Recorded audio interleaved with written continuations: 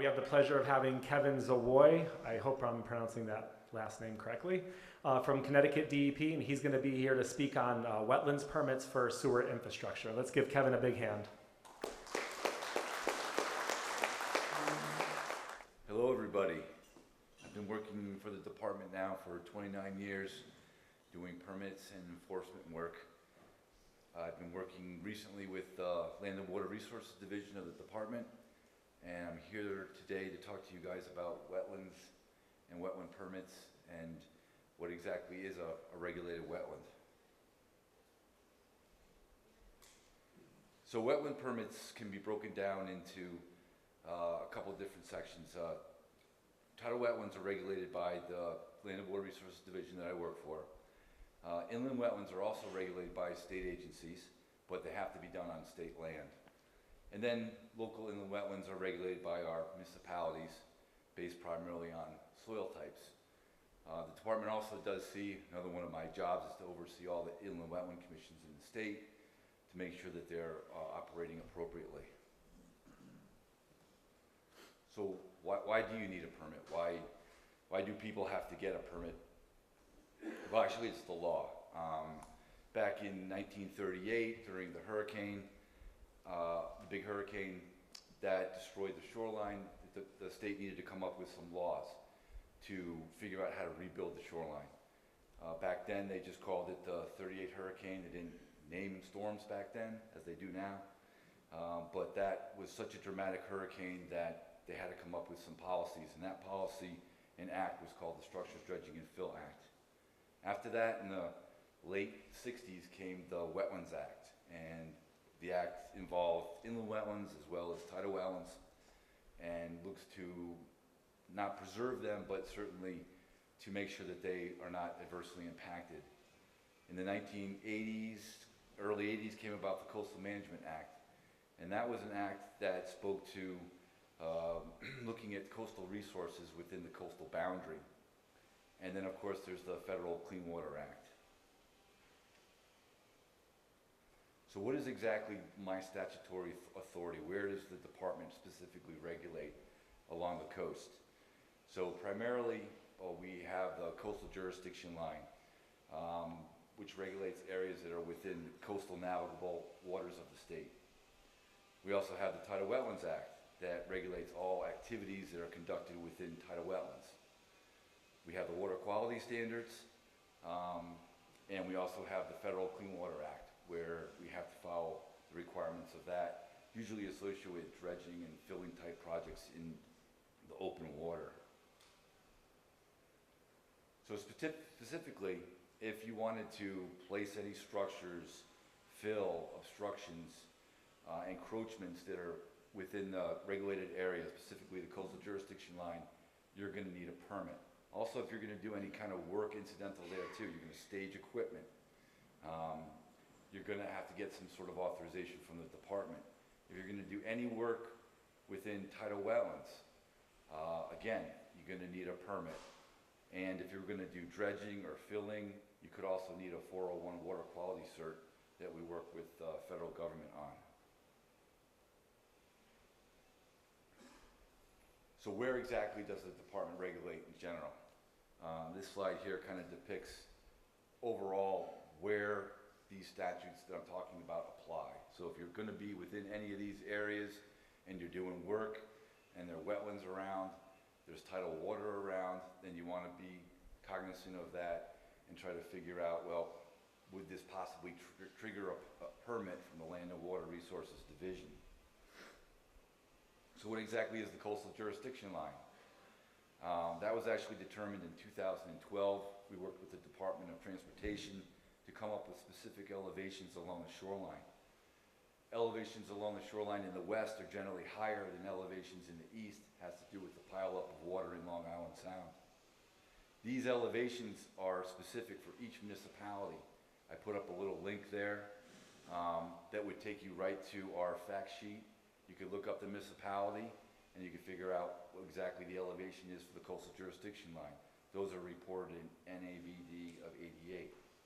Or you can do it the lazy way that I always do it, which is just go right into Google, punch in Connecticut DEP, CJL, and and then, you know, we take you right to where these elevations are. There is more regulation along the coast and up the rivers than you can imagine. You have the state, you have the local governments, and you have the federal governments. Everyone regulating one specific area, and it can get pretty intense.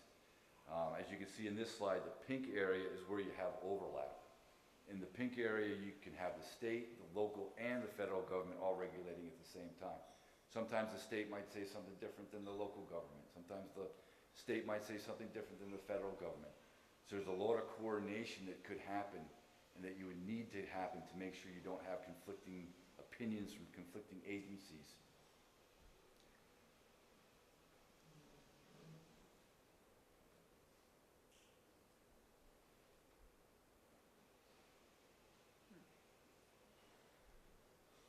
So how do you figure out where the coastal jurisdiction line is?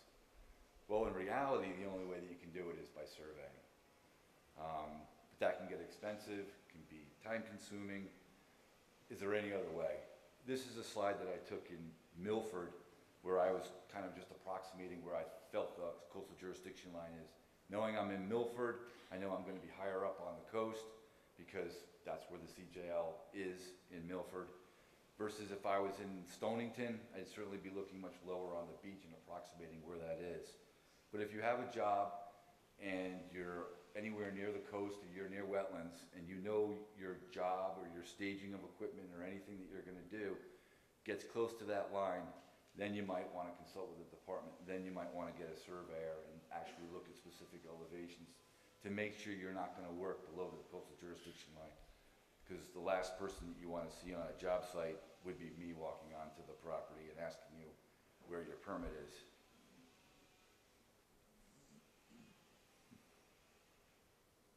So what is the tidal wetland?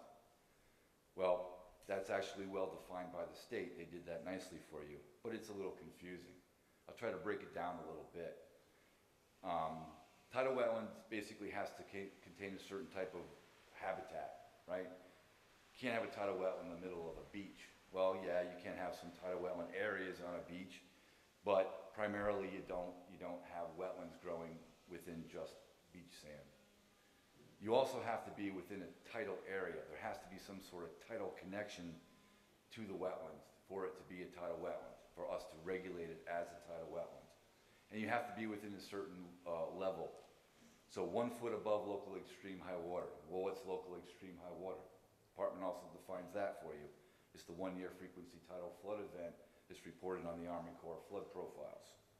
So I can regulate up to 1 foot above local extreme high water, no higher. But also the last requirement is the vegetation type. So the state statutes spell out a very long, lengthy list of what we consider plants that are capable of growing within this area. And you're going to see all your classic salt marsh plants, but you're also going to see a ton of inland wetland plants. Why are inland wetland plants on a tidal wetland that you normally see in the tide? Well, because there are places in the state where the rivers get to the point where the salt wedge can't get up in the river. There's no salinity up into these tidal areas. The Connecticut River, we regulate all the way up to Massachusetts. The salt wedge doesn't get anywhere past Essex. So there are all these areas that have intertidal that you're going to see freshwater plants. Those are considered tidal wetlands, not inland wetlands. This slide makes it look easy. You've got the nice, beautiful rocky shoreline. You got the wetland habitat right there. So it's pretty easy to figure out, oh, where's my resources? Where's my concerns? Well, a lot of times you're going to get jobs, it's not going to look that easy. You're going to have invasive plants like Phragmites mixed in with the wetlands. How do you figure out where the tidal wetland begins? How do you figure out where it ends? It can get very tricky. Once you get into that type of situation, it's probably best to contact the department. So in addition to wetlands and whether you're going to be below the coastal jurisdiction line, you also want to look out and identify what other types of coastal resources do you have potentially at your project if you're on the coast. Some of the coastal resources that are protected under the Coastal Management Act, under their policies, and you can look up the law, up the policies in within the Coastal Management Act and see what are the preservation type recommendations for each particular resource, being coastal water, beaches and dunes, coastal hazard areas, again back to our tidal wetland,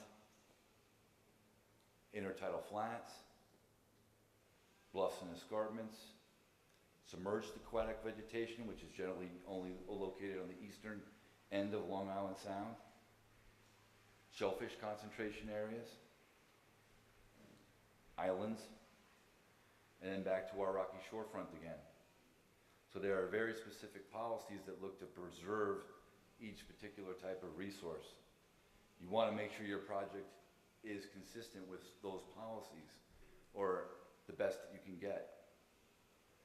So now that you've figured out that you have a project, you're below the coastal jurisdiction line, you're within tidal wetlands, and you're going to need a permit. Well, what are your options for permitting? Well, there's actually a lot of different options. And you always want to pick the best option for yourself because you're going to save time and you're going to save money. Our individual permit is our major permit process. We also have certificate of permissions, which are used for maintenance type projects, but larger maintenance projects, maybe a little modification involved. We also have emergency authorizations, we have temporary authorizations, we have general permits, and then we also work with the Army Corps of Engineers on their programmatic general permit. I'm going to talk a little bit about each one of these coming up. So which activities require which permits? So basically we have two kinds of activities, right? You've got newer activities and you've got activities that are having to do with a lot of maintenance. If you're going to be doing a lot of new activities that have new impacts, you're going to get stuck into that structures dredging and fill permit application, which is a much more lengthy, much more involved process.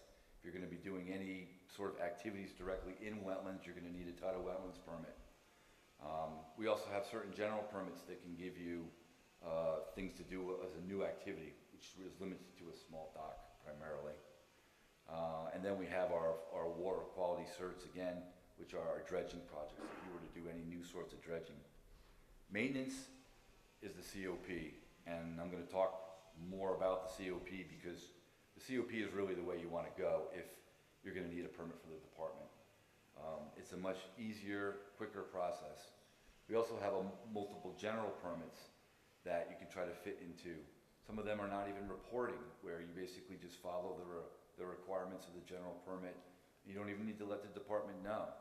If you mess up, you might see me, and I might say, well, you know, that's not, you didn't follow the general permit, but it's pretty clear and spelled out exactly what you can and can't do under specific general permits. And then emergency authorizations and temporary authorizations, again, are usually used for maintenance type activities. So how would you go about applying to the department? I highly recommend that if you do have a project that would be within the regulated area, that you coordinate with the department and have a pre-application meeting. It's something that is very valuable. It speeds up everything, and it works significantly to the departments as well as your advantage. You want to make sure you have a complete application, that you've looked at all the issues that are important. And you didn't provide a bunch of information that's not important too. That's something to consider. We really need very specific information, and we can go over with you what that is. If you're going to have to get a full-blown permit, we have a tentative determination period, which is where we seek public comment. That can last anywhere from 30 to 40 days. And in that time period, we also get a request for a public hearing. So now we're involved in the hearing process. Ultimately, in the end, you're going to either get issued or denied or issued with modification. This is a list of the general permits that we have. A lot of those wouldn't be all that applicable to what you guys are doing. But I just want to point out that in here, the DOT has its own general permit that allows the DOT to do certain work along the shoreline of Connecticut on the bridges and culverts that they don't need to even report to us. They don't even need to let us know. They just have to follow these specific parameters. So that's something for you folks to think about as well. is there any general permit that the department could develop to make things easier for you so that you don't have to get a COP or you don't have to sit through all these pre-application meetings? You know that with this specific type of job, you have to follow these requirements and then you can just do it. You can just get the work done much more seamlessly at the same time protecting the environment. So I think that would be a great idea. We're always coming up with new general permits, and we're certainly willing to listen to people who have ideas about what would be a good upcoming general permit. So what is the difference between a COP and a permit? And certainly, as I explained before, the COP is definitely the way that you want to go with your project. You want to try to fit your project into a COP. It's a 90-day review process. It costs $375. You really can't beat it. But it's for maintaining, reconstructing, reestablishing to a pre-existing condition. This is not for a brand new activity, but I think that you're going to be involved mostly and primarily with a lot of repairing work, so the COP kind of fits. But the structures also have to be there. They have to be in certain serviceable condition.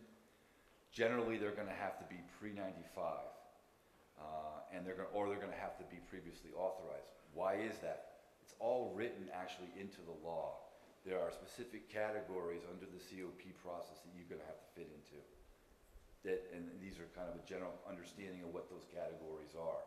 As long as you fit into one of them, you're eligible for a COP, and then you can go through that process, which works out really well. Most of the applications that we're issuing now are actually COPs. So before you submit your application, you want to, again, make sure that you figure out what are all your coastal resources. Looking at coastal resource maps, looking at different types of applications online, doing site inspections, coordinating with the department, making sure that your project is consistent with the statutes as much as possible, considering what type of environmental impact you're going to have, because we're going to look at that very closely. If you're going to have a project that's going to have a big impact on wetlands, well, we got to figure out how we're going to deal with that. The magnitude of the adverse impact is very important. Are you going to need to put matting down on the wetlands to work in the wetland? Is there going to be a permanent impact to the wetland that you can't avoid? Well, that may need to have some serious mitigation, whether you're doing mitigation on site. Maybe you have to pick an offsite area to mitigate and do some sort of wetland restoration project. That happens too.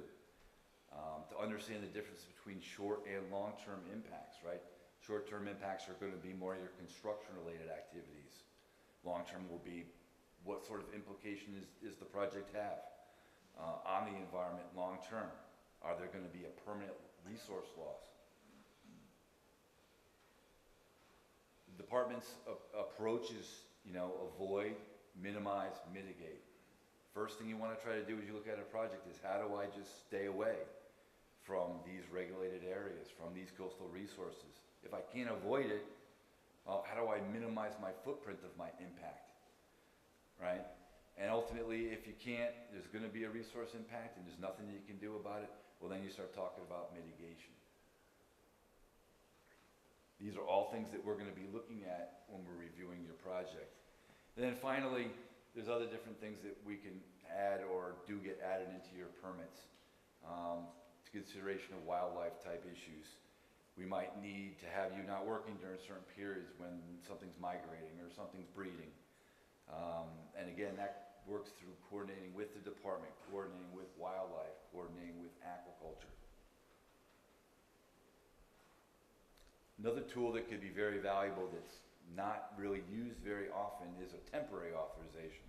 So let's say you have to get into an area that's regulated, but you need to kind of get in and get out. This type of authorization, which is free by the way, is only for 90 days. So you'd have to plan your project, getting in, getting out, 90 days, and you can't fib about that. We want to make sure that you're not overextending your welcome there. And the last type of authorization, which is a very important one, is our emergency authorization. If there is some sort of imminent threat, and I say imminent because It can't be something that's been going on for 2 weeks, and you contact the department and say, yeah, I want an EA, this has been going on since, you know, December or whatever. It has to be imminent, it has to be a specific threat to human health of the environment. And if you can demonstrate that it is, and it's not that hard to do that, we can actually turn a permit around in 24 hours if necessary. You giving us limited information about the project, we'll throw together an emergency authorization, which would be a very streamlined permit. We'd still potentially have some conditions on it. The downside to the EA is that you have to follow up your EA work with another permit to authorize the EA work, because the EA is not specifically a permit, it's just an emergency. Sometimes it's better to just get an expedited COP, right? You can submit a COP, work with the department, they can turn that around in a week or so. Then you don't have to go through the emergency authorization process, and then again, follow that up with yet another permit. You got it all done under the COP. So bottom line, it's a great idea to reach out to the department and get their take on things through that pre-application meeting. Maybe you're not even regulated, but it's good to check with the department. I left a bunch of cards there on that table right there. If anybody wants to grab, I'm always try to be very helpful. If you contact me, emails is one of the best ways to reach me. If you have any questions, concerns, you want me to go out to a site and look at something, I'm more than happy to be helpful, to work with you to try to get these projects accomplished, understanding the value of these projects, understanding that we want to do them with the best way that we can for the environment, but we also want to do it efficiently. We don't want to waste time, we don't want to waste money, we don't want to waste energies. So I'm more than happy to be as responsive as I can to you. Thank you.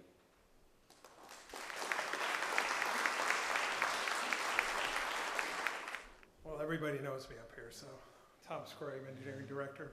I've been working with Kevin on and off for probably a couple years, and Nick Stevens has been helping us out.